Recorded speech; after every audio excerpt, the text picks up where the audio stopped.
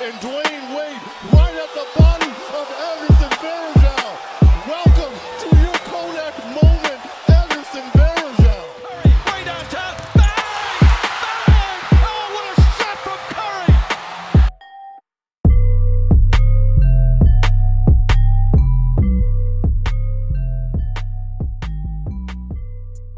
Yeah, but doesn't matter. Still went in. We have the Spurs and Nuggets wrapping up. Nuggets up 3-2. Yep. Going back to San Antonio tonight, though, or tomorrow night. Then continuing in the West, Warriors still struggling with the Clippers. Yeah, they won 3-2. another game. Yep. And then we have the Rockets, who made quick work of the Jazz 4-1. Yeah. And then in the East, we have all of our four expected teams set. So we're going to have Bucks, Celtics. We're going to have Sixers, Raptors. You want to start in the East?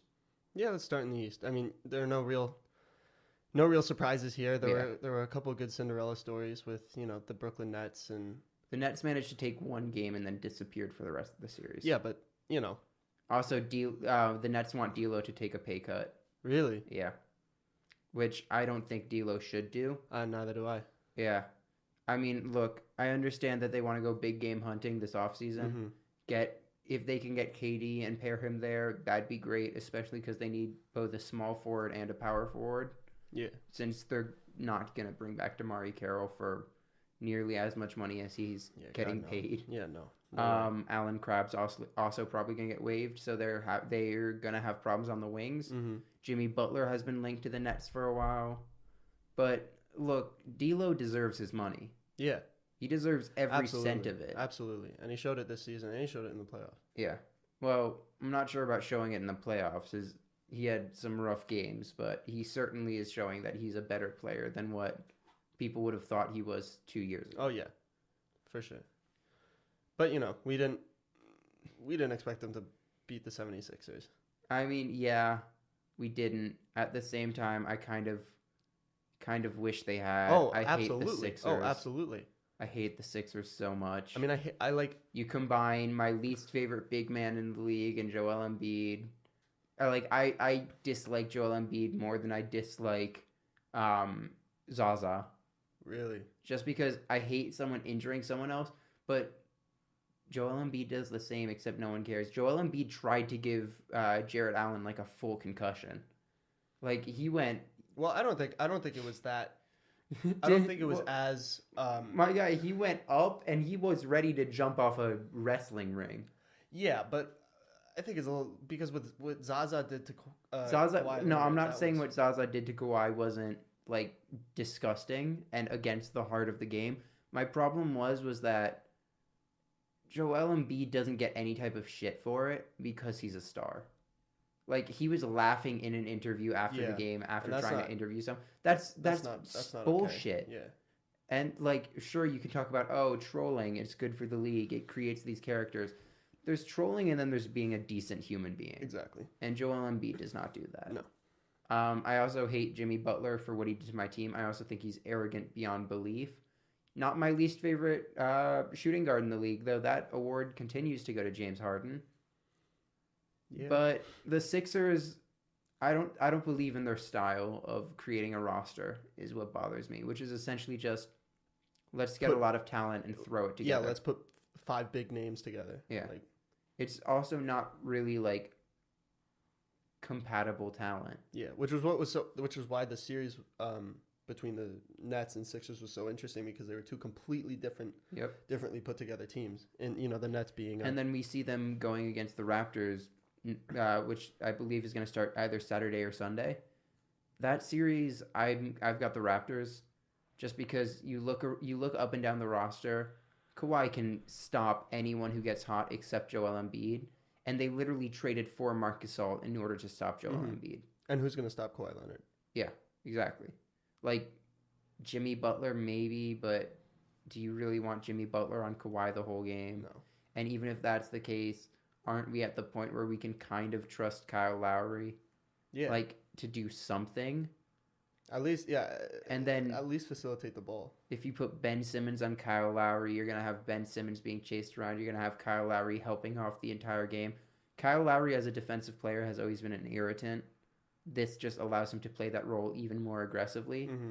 And I understand that, like, everyone was giving Ben Simmons shit for not being a versatile player, and then he had a very good series against the Nets after that point. Doesn't change the fact that he's not a versatile player. Yeah. He's constricted to only playing inside the arc or just standing around. And also, I feel like in the series between the Sixers and the Nets, the Sixers kind of took on the role of like the bully. Yeah. Almost. And they were kind of, like the big men on campus were, just like they saw the Nets as kind of like a gnat. Yeah. Almost. And they can't, I think they might look at the Raptors the same way. They got a lot of really cocky players on that team. Yeah, really cocky players. Ben Simmons. Young, Tobias Harris is the only player on the Sixers that I actually like as a human being. Yeah. And Boban. Yeah, and Boban, of course. You can't hate Boban. And Jonathan Simmons, but I mean, if we're talking big names. Yeah, it's... Yeah. But it's just, look. I think the Raptors are going to punch him in the mouth. I hope they do. I think they will. I think Raptors are taking game 1 and game 2. If the Sixers give up a single home game, they are screwed. Mm-hmm. That's it. They can't be sloppy. Absolutely not. They have to play perfectly. Yeah. I also think Pascal Siakam matches up really well with Ben Simmons or with Tobias Harris or with 1 through 4. I think Pascal Siakam can even have maybe 6 possessions a game on Joel Embiid. That wouldn't go horribly. Yeah, but you don't. It's not the ideal. That's why you have Marc Gasol. Right. But no, he definitely can. He is a Swiss Army knife. Yeah. Yeah. If he put on some weight, and I think the best thing about him is that he doesn't need that to put on that much weight. I know, but I'm saying that's I think the only thing that's stopping him from being able to. Yeah. Guard Joel Embiid is weight. I think the loss of OG Anunoby, we didn't see it as much last round, but it's going to be kind of big in this round because during the season you had a lineup that could go Serge Ibaka at the 5, Pascal Siakam at the 4, Kawhi at the 3, or Kawhi and OG both technically playing the 3, and then Kyle Lowry at the 1, and that lineup was devastatingly good defensively. Just because Serge Ibaka having a resurgent year as a backup center, not as a power forward. He can stretch the floor. He can do all the things that annoy Joel Embiid. Mm-hmm. And then you just had defensive versatility everywhere to stop the pick and roll that Ben Simmons and Jimmy Butler both love so much. You just had it all. And I think now you're looking up and down that roster for another guy. You got Norman Powell. You don't really have that 5th defensive star or defensive stud. Yeah. So that's I think is going to be the point of emphasis for the Sixers to attack that off position. So attacking Kyle Lowry and the 2-guard spot. Fred VanVleet may end up starting a few games this series if Kyle Lowry can't have the offensive performance. Just because I think, you got to look at the team. Sixers are offensively focused. Raptors are defensively focused. Yeah. And a lot of people say defense wins championships. Mm-hmm. I think it's really going to be important this series for the Sixers to figure out where they're going to attack and to hit it hard and to hit it a lot before the Raptors can realize it. Yeah. For the Raptors, it's the opposite. Just slow down everything the Sixers do. Yeah, it's going to be another interesting series. Yeah. Because it's 2 different teams. Yeah, it's really different outlooks. Going to more different outlooks, Bucks and Celtics. You have the team that's been interesting. Dominant all year and together as a team all year. And then you have the team that looked like a trash heap halfway through the seation and kind of figured it out in the playoffs. Kind of figured out. But, to be fair, they were playing the Pistons, who had a kind of run down Blake Griffin and kind of disappearing Andre Drummond, and they had Blake Griffin who could play 2 games in the whole series. Exactly, and he was playing the last game that he was definitely playing on. We don't have to talk about this now, but do you think the Pistons should look to trade Andre Drummond? Yes. For who? For what?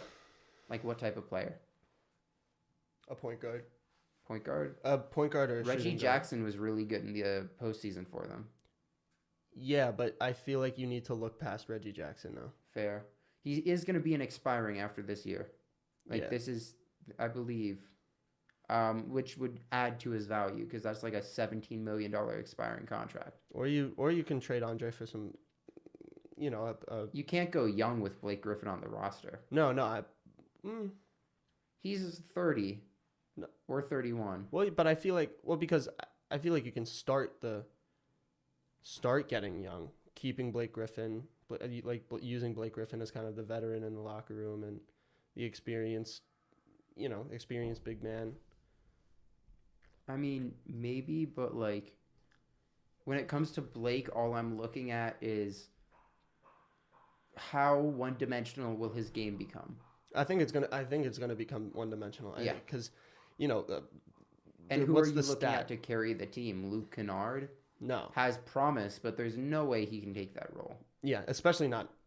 Yeah, now or in the near future. Luke Kennard and Svi Mikhailuk are both trade chips to me, and I'm not sure the Pistons would get anyone, but it could happen. I mean, I don't see anybody offering the Pistons something better than Luke Kennard for Luke Kennard. You know what I mean? I mean, here's what I'm thinking. They could trade Andre Drummond, Luke Kennard, and just throw that at the Wizards in a desperate hope for Bradley Beal. Or they could try some. I don't know. I don't think the Wizards give up Bradley Beal now that John Wall's out. Really, I would think that. Well, fair. I'd think they should do the opposite, but then again, they're stubborn. But they are going to have a new GM. They are going to have a new GM, but I think, like with John Wall out now he's out for the whole year. The whole maybe the year after that too, or half the year after that. Right. So it's going to be a long process, and the Wizards can't. They have to have someone. Yeah. Because like you said, the Wizards are stubborn, so they can't.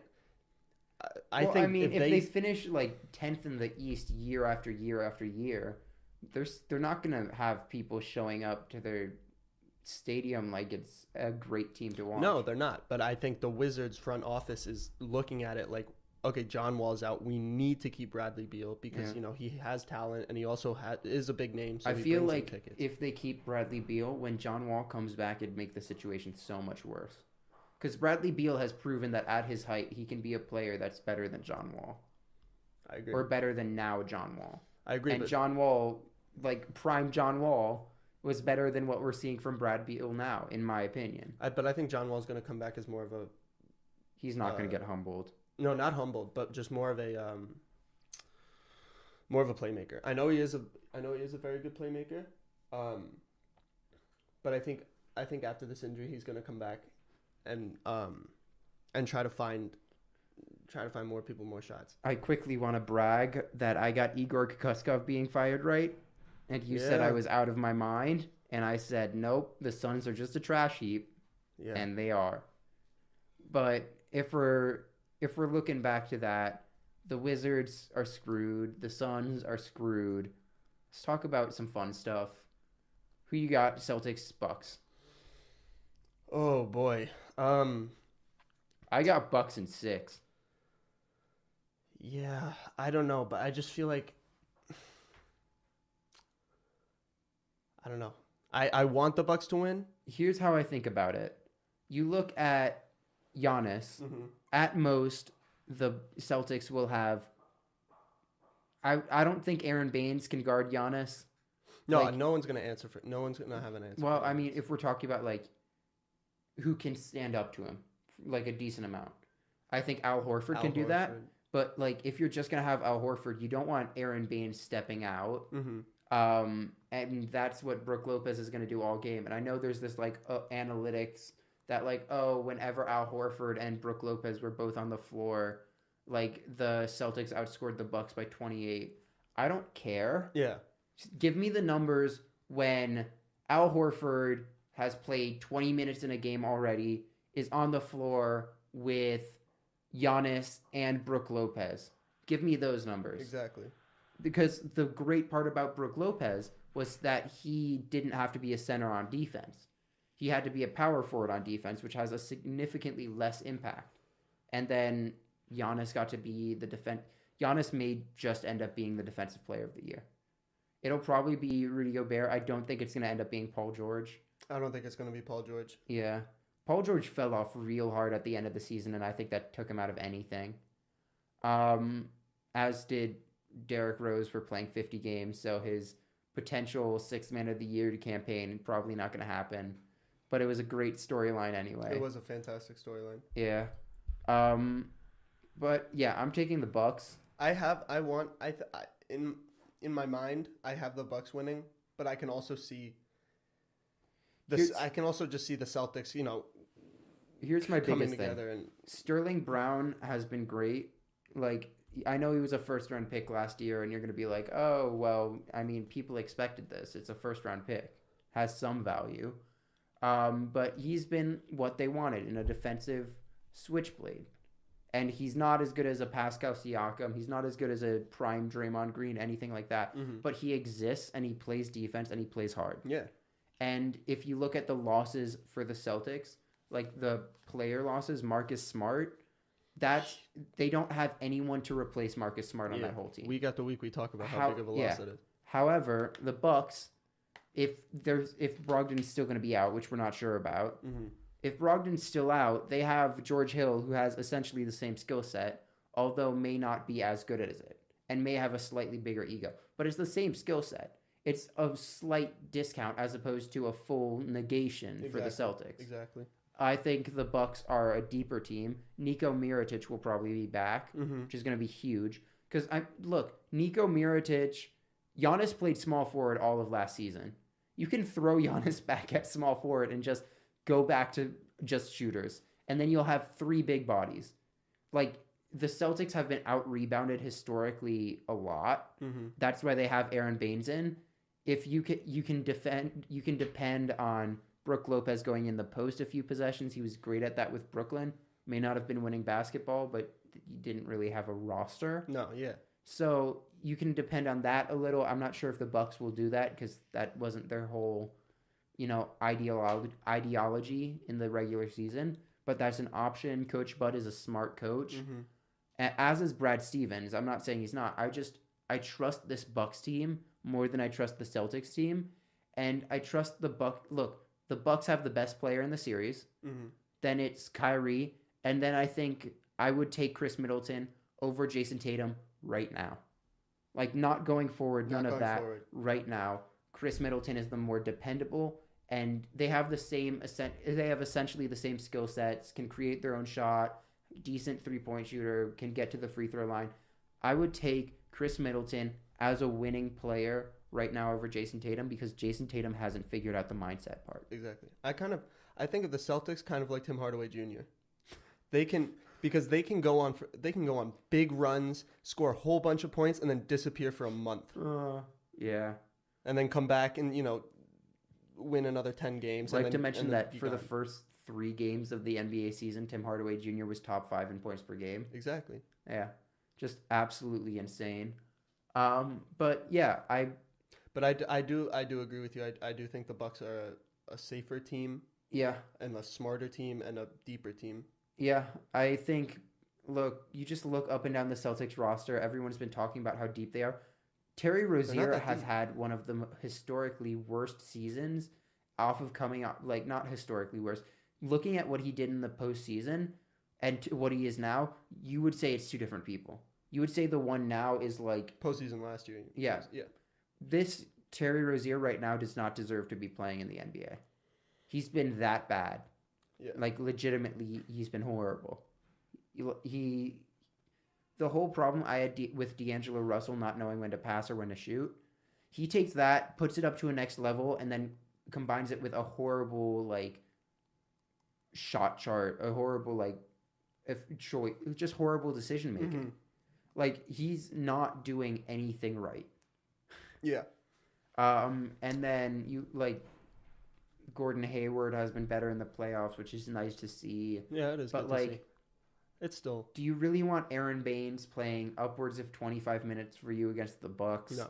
Yeah, the Bucks can rebound better. I know rebounding has become significantly less important recently, but it's a thing. And it's still a thing, and it's still important, and it still helps you win games. Absolutely. The reason the Warriors went to 7 with the Rockets among the Andre Iguodala injury was because the Rockets could out-rebound them.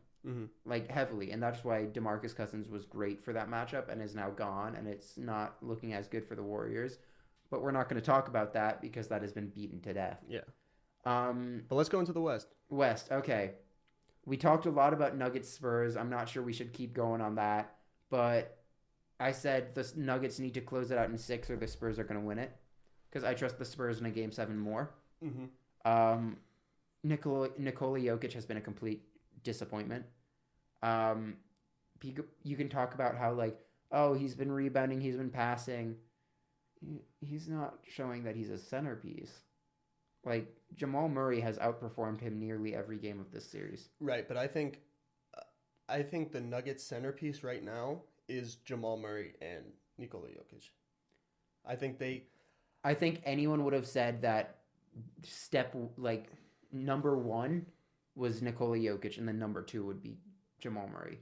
And this playoffs, it's been like number 1 Jamal Murray, number 2 Gary Harris, number 3 Nikola Jokic or Paul Millsap. Right. That's how disappointing he's been. He's fallen off the face of the earth. His shooting has not been great. He's been destroyed in the pick and roll over and over and over and over again. Like, what it took for the Nuggets to win Game 4 was DeMar DeRozan, who's having a good postseason, which is surprising for him. One sec. Let's take the call. Hello? Hello? Hey, I have a question for Max. Yeah, what's good? Hey, what do you think about the Warriors and how lousy they're playing and whether they're vulnerable this year or not? Well, I think the Warriors need to wake up because, the Clippers have won 2 games against them, and the Clippers are built with, trade pieces and throwaways and free agents. So it's like, I think the Warriors have definitely have the talent and the skill set to beat the Clippers, but I think they're just, I think it's the same like Warrior mentality in the regular season of like, yeah, like we're gonna get to the finals no matter what. Like we can relax. We don't have to play hard. They can relax though. That's the thing. They've Right, proven that they can. Yeah, they can, but it's 3-2. Okay. The Warriors are winning this series. Oh yeah, if the Warriors don't win this series, I will shave my head. Exactly. I'm not saying the Warriors are not going to win the series. I think the Warriors are going to win the series. Yeah. But they need to start playing smart basketball. They need to start playing Warriors basketball, championship basketball that we're used to. I don't think it's that so much. I think the whole league has started understanding what they're doing. Well, yeah, that's to the also point true. that like there's no more element of surprise with the Warriors. Yeah. Like what the Warriors did, the whole template they made is now the league standard. So there's less surprise there. It's less like, oh, they're going to shoot 15 threes and we're just going to be out of the game because they made a large clip of them. No, now everyone's shooting threes, shooting a lot of them, so to the point that it's really hard to grow a big lead that's kind of unbreakable. Yeah. Which we saw with the 31-point comeback. I think the Warriors, more than anything, kind of just need to stop being stupid. Yeah, exactly. That's what I said. They need to start playing smart. But like I blame KD a lot because like I know that he went for whatever it was 46, 45, something like that. But look, I mean, you gotta be more than just an ISO player like that. Right. The problem is that the Warriors aren't playing defense to me. Their offense is not an issue. It's that they're not playing defense. It's because and I think a factor of that is, their quote unquote defensive anchor, Draymond Green, is buns. Yeah. Yeah. He's not showing up. Well, then ask KD to take maybe less of an offensive role and be the defensive player he was for half of last season and for a good amount of this season. He can be a rim protector. Yeah, he can be a defensive anchor. Just tell him he needs to do that. Yeah, and then, and once he does that, they'll start winning games. But yeah. Good for the Clippers, though. Yeah. I would still absolutely 100% take the Warriors over the Rockets. Like, I would take any team over the Rockets just because I hate them so much. I was saying the Jazz could upset them. they could beat the Warriors and then play the Trailblazers, and I'd be saying, "Oh, go Blazers," or the Nuggets, and I'd be going, "Oh, go Nuggets." Anything. I hate the Rockets. I hate their playing style. Their playing style is a bastardization of everything that made the Warriors run so beautiful. Yeah. So anyway, caller. Yeah. That's what I think about the Warriors. Yeah. Well, I mean, we got to talk about the Blazers and Dame Lillard going absolutely insane. The Thunder may just are single-handedly the most disappointing team of these playoffs. They need to fire Billy Donovan. People have been saying it for years. I'm not going to argue against that. I just don't think that's the only problem. It's not. No. It's not the only problem. It's the first thing they need to do. I think the first thing they need to do is roster construction. They need shooting. They need a coach before they can do anything else. Look, if we're talking about changing the margins and like, oh, what's a better constructed team? A better constructed team means more three-point shooting. Why they cut their only role player who was a three-point threat in Alex Abrinas confuses me, especially for Markieff Morris, who they barely played. They barely use. Yeah, so I'm confused to say the least, but who would be a better coaching option? Mark Jackson is a culture guy. I also think Mark Jackson is being overrated as a head coach because everyone's just like, look what he did with the Warriors. What about Jason Kidd? Jason Kidd would be horrible for that team. Really? Jason Kidd hated three-point shooting more than anything. But what about Jason Kidd with Russell Westbrook? Okay. I feel like Russell Westbrook. Look at what Russell Westbrook is doing under Billy Donovan's offense. Look, as much as I love J. Kidd, he is not a good head coach. He may get another chance. His defense was just swarm the ball handler, except kind of bring off-ball help to swarm the ball handler from one pass away, so it just kind of fell apart all the time. But also, Jason... And wait, one sec. We're talking about that with a Defensive Player of the Year candidate in Giannis, and he just made that team like the 28th ranked defense. Well, but Jason Kidd was not... He was not coaching the Bucks team that we see now. Maybe not, but he still had Giannis as a defensive player. Yeah, as a defensive player, but Giannis was not this... Jason Kidd was a big part of why Jabari Parker's career was just not good. Jabari Parker was constantly being told to take a 2 and not a 3. Same with Thon Maker. Jason Kidd just kind of stuck in the past. I don't think he's a good coach for them. I think at most, for me, you look at Fred Hoiberg. No.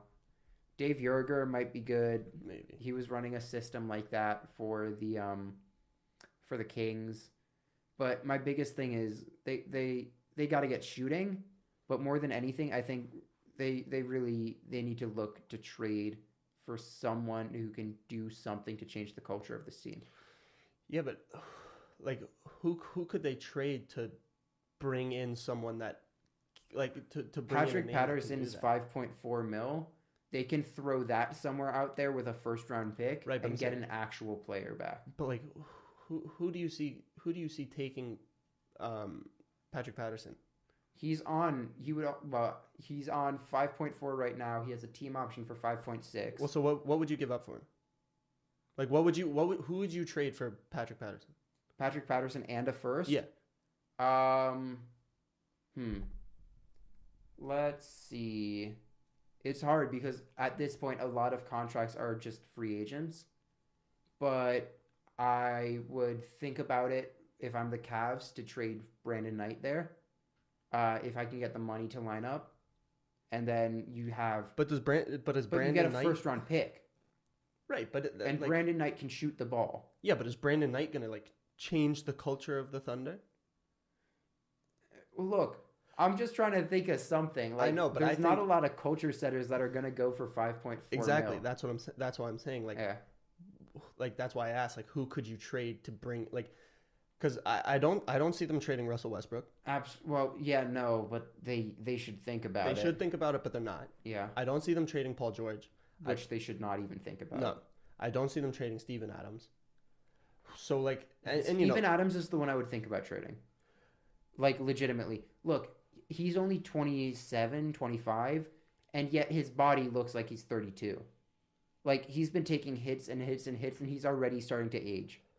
It's not looking good. He's been a player that can, like, yeah, he improves every year, but he's been taking so many reps and so many hits, and he's had to play such a major role on both sides of the ball that it's just kind of like, how long can Steven Adams really last? Exactly. And I think, I mean, we're not seeing it like we're not seeing it like Draymond Green, yeah. where he's like, where we see a decline. Like, Well, Draymond Green, the biggest thing for me was that he just can't handle the ball anymore. no, he can't. But I'm saying, like, even on the defensive side, and peak Draymond Green when he was both an offensive and defensive force. Well, he was never really an offensive force. He just wasn't a negative. But he could hit a three and he could pass the ball. Yeah, which is if you're on the Warriors, that's all you need to do. I guess. I mean, that's a loose interpretation. Right, but I'm saying, like, so we're not seeing it with Steven Adams like we're seeing it with Draymond Green. Yeah. But I don't think you should. I don't know. I think you want to keep Steven Adams because Steven Adams was also a locker room guy. I guess, but like, look, the Thunder aren't gonna make any moves. We can talk about that we think they should. They're not going to. If they wanted to, they can't. But they are so far over the cap. I know. If they wanted to if they wanted to bring in like a big name 3-point shooter who could change the culture of the Thunder, I think they trade Russell Westbrook. For who? Look, the Supermax has been proven to be a bad idea just because it shackles small market teams with paying any player that they want to keep an absurd amount of money. Russell Westbrook is overpaid. John Wall is the single worst contract in the league. I don't think Russell Westbrook's overpaid. He's going to be getting $40 million next year. But Russell Westbrook just doesn't show up in the playoffs. That's the only season that matters. No, I know, but it's like I think he's getting his money's worth. I think the Thunder are getting their money's worth. In revenue and in ticket sales and in jersey sales, sure, but not in terms of who you want to lead a team. Russell Westbrook will never win a championship. On the Thunder. Period. He will never win a championship. Well, yeah, but I just he say, could like, be traded to the Warriors today for a package of Andre Iguodala, and I would say that it would hurt the Warriors more than it would help them. That's true, but if Russell Westbrook is on the Warriors, they're winning a championship. I don't think so. I think Russell Westbrook would do more to hurt the Warriors than he would to help them. Russell Westbrook can't play two guard. Russell Westbrook doesn't like passing the ball. I just going back to the topic, I guess. I think I agree with you that the Thunder need to change, need to start shooting threes, and you do not get rid of Paul George. Oh, absolutely. Which is what you hold on to Paul George for dear life. You give away everything else before you give away Paul George. Yeah. Because Paul George is that guy. So if you trade Russell Westbrook, Paul George is that guy that'll complain about being shot over and then say, "Oh, but it wasn't a good shot. It was a bad shot selection." Right, yeah. But I don't think, like you said, the Thunder aren't going to make any moves, or any big moves, because one, they can't, and two, they're stupid. Yeah, they also only have 2 expiring deals. Exactly, and they are locked in for more money next season than they were this season, even with those expirings. Mm-hmm. They just can't do anything. All right, last series. We had the Blazers done. We've had all the series. I mean, last team in the Blazers. Okay. I shit on the Blazers a lot. Mm-hmm. I had the Thunder going to the... You shouldn't. Yeah, I shouldn't. I love Dame. I love Dame, but this is the end of his career. What? This means he's taking the Supermax from Portland. He's not winning a chip. He's going to stay in Portland for his entire career. They're never going to get that third player that'll be the third star. We need to see. No, I don't need to see.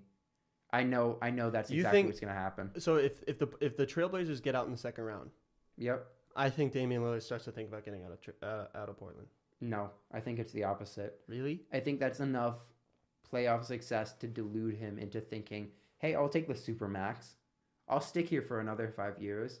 I'll end my career here." He loves Portland more than anywhere else, and he doesn't want to leave. And I think Portland doesn't have the pieces to get even close to getting the third star to make a championship team. They had the option of trading CJ McCollum in a package for Kawhi Leonard. That would have made them a championship contender. Yeah. That would have been the thing. But they didn't take it. Yeah, they didn't do it. And now they're kind of stuck. In a better situation than the Thunder, Much of course, because they have 3-point shooters. They have 3-point shooters, and then they have players who show up in the playoffs. Oh. Now, I mean, because Dame didn't last year, but Dame has been known. Dame has been clutch. Yeah, I think if there's really not much to do. There's very little to do with the Blazers. I think both Dame and CJ end their careers there, or they like leave in their twilights and go somewhere, and just to shoot the ball and then sign a 10-day to retire in Portland. And I don't see much going forward there. I mean, look, where are they going to get that third guy? Dame can be a number 1. CJ cannot be your number 2 on a championship team. CJ is a number 3. Yeah. And don't tell me that Yusuf Nurkic is the number 2. No. Yeah. Yusuf Nurkic is the number 4. Yeah, but Yusuf Nurkic isn't. He's not even the number 2 on a regular team. Never mind a championship team. Well, yeah. Look, I think the Blazers have a lot to look forward to in terms of watching Dame ball out. They don't have a lot to look forward to in terms of championship aspirations. That's just about all I got to say there. Although those Rip City jerseys are nice as hell. Oh yeah, those are sick. Awesome. You want to transition to the NFL? Yep. I want to start off by saying that I think the Cardinals would be making a huge mistake if they took Kyler Murray first overall at 8 p.m. tonight. Why? I think because you have a quarterback. Draft capital is hard to come by. First-round picks should not be wasted. You saw the Giants now be in a poor situation. I know I always bring it back to the Giants because they passed on Todd Gurley for Eric Flowers. Eli Apple was not the right decision. All of these things, right? But, like, you don't draft a quarterback at 10 overall, give him his huge signing bonus, and then give up on him next year for a marginal upgrade in Kyler Murray, in my opinion. You look at arm talent, Josh Rosen and Kyler Murray are about the same. If not, Josh Rosen is a better, smarter player. Yeah. It's all about running the ball. And as much as the Cardinals may need something like that, because their offensive line is so shit, it should not be worth the first overall pick when you have a stud like Quinnen Williams could be a human just like wrecking ball. Like I know people have been comparing him to whatever the name of the Eagles linebacker was at the supplemental draft all those years ago. To me, he's LT. He may not be an edge rusher, but the amount of attention Quinnen Williams requires, that's the biggest thing for me. Yeah. And same thing with Nick Bosa. Nick Bosa and Quinnen Williams both probably require a double team full time. And the amount of pressure that brings takes a incredibly below average defense and could revolutionize it to, an average defense, which is step 1. You're going to be bad again next year. Why throw away the chance on a generational talent on the defensive side of the ball for another quarterback? It means you're going to get a 3rd-round pick for Josh Rosen, which, look, here's the way I look at it. If we say Josh Rosen is 80% of Kyler Murray, I think it's more like 90%, but who cares? Then is that extra 20% worth Nick Bosa and a 3rd-round pick? Because a 3rd-round pick is probably what you're getting for Josh Rosen at this round. So you can have Josh Rosen and Nick Bosa, or you can have Kyler Murray and a 3rd-round pick. I'd rather have Josh Rosen and Nick Bosa. Nick Bosa. Yeah. And then the 49ers at number 2, gonna go from a horrible defense to an incredible defense. They got D Ford, and now they're gonna be drafting a stud at 2. I wish the Giants had this pick for Odell Beckham, but I digress. The 49ers could be Super Bowl contenders next year. It all depends on Jimmy Garoppolo's strength and recovery. 49ers offensive line has fallen off a little bit. They're not going to look to draft offensive line in the first or second rounds, in my opinion. But the 49ers just don't really have any weapons, which was why they were so big on Odell Beckham. I'm going to keep... that trade hurts me. It just hurts. But it really means that the 49ers are probably going to go with one of the two, like A.J. Brown or Hollywood Brown in the second round to fill their receiver need. And they're going to play really up-tempo, really high-paced offense. That's all it's going to look like for the 49ers all season. It's going to be fun to watch. I'm not sure if they're going to win that many games. Yeah, the Browns are going to be fun to watch. Browns are going to be absurdly fun to watch, but I'm convinced that there's not enough touches to go around. They've also not been helping their defense that much. They got Olivier Vernon. They got Myles Garrett. Sure. Those are two good. Myles Garrett is very good, but like they've been like just dumping pieces, like little pieces from the Browns have just been falling off on the defensive side to make sure that they can manage everything on the offensive side. And they're doing a good job at it. They haven't played a game yet. Yeah, they haven't played a game yet, but just like look at the names. Like, okay, Yeah. fine. Like, we don't like, God forbid Odell could get hurt the first game, or Baker Mayfield could be, horrible, just could hit a wall. But like, we know what Odell could be the next Sam Bradford. Exactly. But we know what Odell can do. We know what Baker Mayfield can do, and all their other pieces too. Yep. My normal mock draft is up on the BSPN Insta, but I want to talk about the possibility of Kyler Murray not going first overall. Okay. If the Cardinals make the smart decision and go with either Nick Bosa or Quinnen Williams. So where does Kyler Murray fall? Probably that's when someone trades up to 3 with the Jets, and I think the Giants are primed to do so. So who would they trade? They would trade. Look, if they can dump Alec Ogletree. Look, the Jets need so much on defense that Alec Ogletree may be what they need. Because Alec Ogletree, say what you will, I hate him. He's a body on a decent team. Right, but... And they can definitely get Josh Allen or Montez Sweat, the type of players they're looking for in an edge rusher or like a hyper-athletic edge rusher at 6. That will 100% happen. And then there's also the Redskins potentially trading up to 3.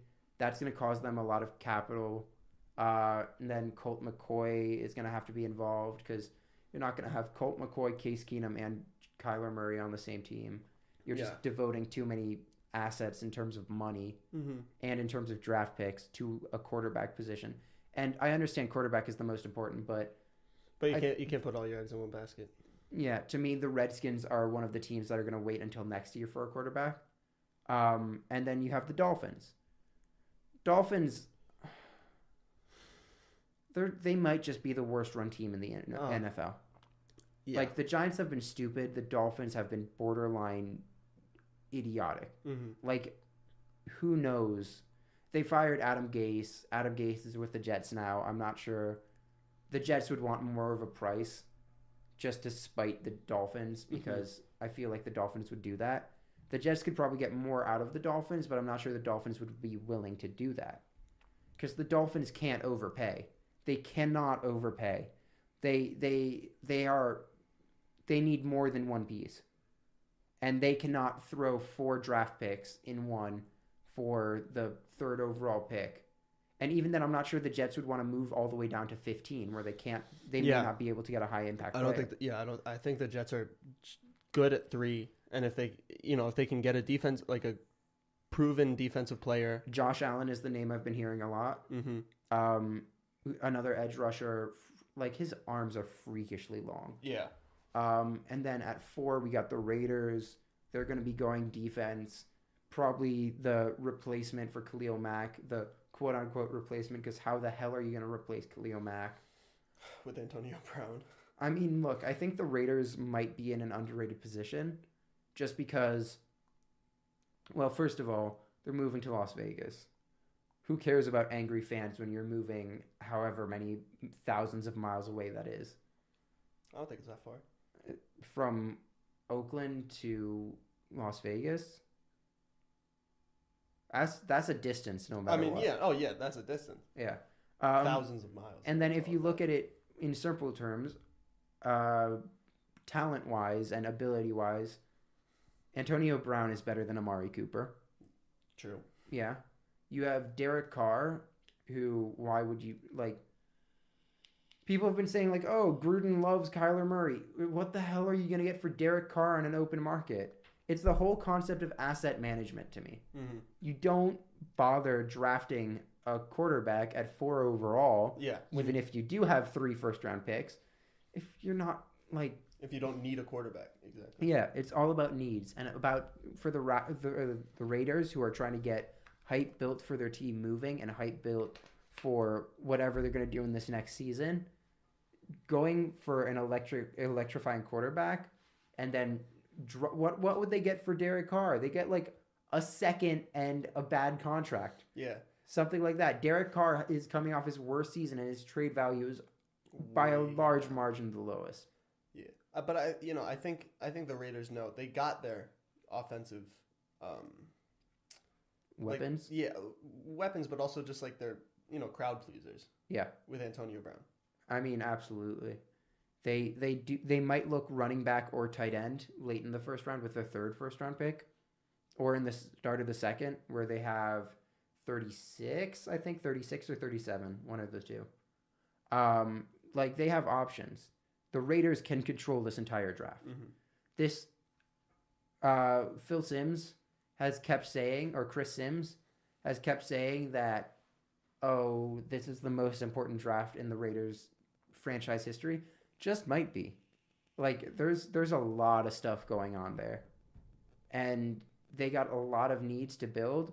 But at the end of the day, my biggest needs for them are edge rusher, defensive lineman, and then you always need a good offensive line.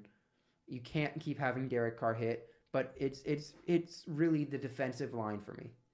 They lost Khalil Mack, and they had a total of, I think it was 11.5 sacks in the entire season, or 13 sacks in the entire season. Which is ridiculous. Which is less than a sack a game. Yeah. Khalil Mack on his own had 12.5. Yeah, as soon as Khalil Mack left the Raiders, he balled out. Yeah. I mean, he was balling out there, fucking former defensive player of the year. It's just, this is incredibly important for them. Mm-hmm. They cannot afford to draft a bust. They cannot make a poor decision. Yeah. And that's why they probably sent home all the scouts, which I think is crazy to begin with, but Gruden's crazy, so we'll go off that. The Giants can either go great or they can go poorly, and I do not trust Dave Gettleman. I am freaking out. I just don't trust New York sports. Look, we are 3 hours and 13 minutes away from the draft right now, and probably 3 hours and like 45 to 30 minutes away from the Giants pick. I am losing my mind. If we take Daniel Jones at 6, I'm going to lose my shit. I have a class today at 6:30 that may just be over by the time the draft starts.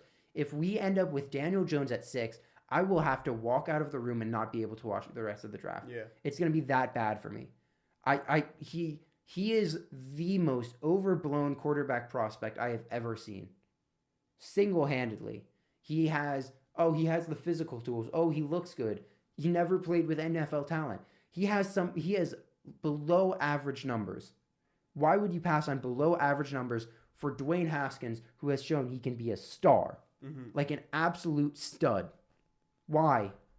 Even then, the storyline for Dwayne Haskins to come back to New York is so much better. I don't want the basketball pretty boy. I don't want that. I'm fine with going all defense first round. Second round, you might find someone like Will Grier who can be good. You might... Look, we need a quarterback this draft. We really do. If the answer is Kyle Lauletta, who I was a big fan of, he needs to get more playing time. There's options here. As long as Dave Gettleman is not an idiot. And I am not convinced that he isn't. Yeah. And then, if we're just moving down the board, Jaguars at 7, offensive lineman. That's all it's going to be for me. Either that or a inner defensive lineman to replace... AJ Boye's contract's coming up. You might have to dump some of that infamous Saxonville defense. You want to get a replacement there. and even then, Jalen Ramsey's contract extension is going to kick in soon.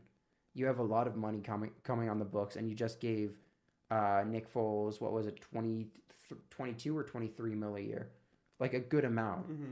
So, and then you need to get weapons for him. It's just there's a lot of interesting storylines to watch in this draft. Yeah, it's gonna be a fun draft. And of course, those storylines for the most part are the ones with the most first round picks. The Raiders, the Packers, the Giants, all interesting stories. And the Packers, Aaron Rodgers may be winding down in his career. Just because he's taken such a beating. He's been kind of overrated by the media. I'm sorry, Packers fans. I know you cling to him more than Brett Favre clung to you. Mm-hmm. But he's falling off. You need to get... Aaron Rodgers has been great when he has a great defense. You invested into the defense in free agency. Get him a tight end. Please. TJ Hawkinson, great option. Like, there's just... This is a great tight end class. You can go tight end at the end of the second round, and you can still find great options. Mm-hmm. Like, TJ Hawkinson and Noah Fant are probably the two picks that will go in the first round. Noah Fant, obviously, the more blocking-focused... no, it was the other way around. TJ Hawkinson, the more blocking-focused tight end, while Noah Fant was the more receiving-focused tight end. Noah Fant, and then there's Irv Smith Jr. Irv Smith Jr. could go off the board to the Patriots in a Gronk replacement. There are so many options. Like, we're just looking at the NFL CBS Top 100. Just for some measure, they have six tight ends in the top 100. There are options. This draft is super deep, which is why moving back in this draft may be a great option for any team because it's so deep. Like, this is why I'm worried because Dave Gettleman has a history of just packaging later picks and throwing them to move up. And we have a lot of picks this draft. We have 10 picks. Wow. Getting 10 high-value players is important. Yeah, very important. Our team needs so much help. As for other interesting players, DK Metcalf could fall out of the first round. Mm-hmm. He had a great combine, but at the end of the day, what are you going to do with DK Metcalf? Yeah, not much. Yeah, like, he can definitely do something. I could see him going to the Colts. I could see him going to the Titans. Where else could he end up? I mean, Packers might throw one out on him, but there's not that many options. Yeah. Like, his comparison is Calvin Johnson. He only needs to run 5 routes in order to be like an elite receiver. But the question is, he needs to go somewhere with a great quarterback. And he needs a team that will trust in him and have no problem with him being like a 1 or 2 down quarterback, 1 or 2 down receiver. And so I could see him going to the Texans too, but the Texans need to replenish their offensive line. Deshaun Watson has shown that he's an injury risk, and they really need to protect him. Mm-hmm. Look, the AFC is in such a good state as soon as Tom Brady disappears. Like, and he might start. That's why I have them going for a quarterback first round. It'll either be quarterback or it'll be tight end. It might be a defensive lineman. I don't think so. I think they need to. Yeah, I think they lost Trey Flowers in free agency, but like, Tom Brady, by the time this rookie contract would be like nearing its end, would be 44 or 45. And there is no way Tom Brady's not playing until he's 45. But even if he is, there's no way he's still going to be like Tom Brady. You know what I mean? Yeah, he probably will end up retiring at the summit. So if they don't win, a lot of Patriots people, I guess I'll say, think he'll retire after this year. That makes sense to me. I thought he should have hung it up after this past year, but that's also, I hate Tom Brady. I have a lot of players that I hate.